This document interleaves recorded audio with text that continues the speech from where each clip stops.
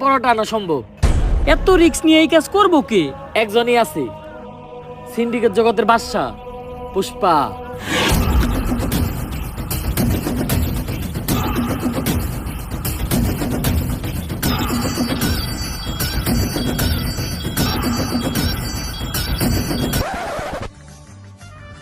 কিরে পুষ্পা, তুই কাম বাদ দিয়ে পায়ের উপরে পা দিয়া বইরেছিস কে?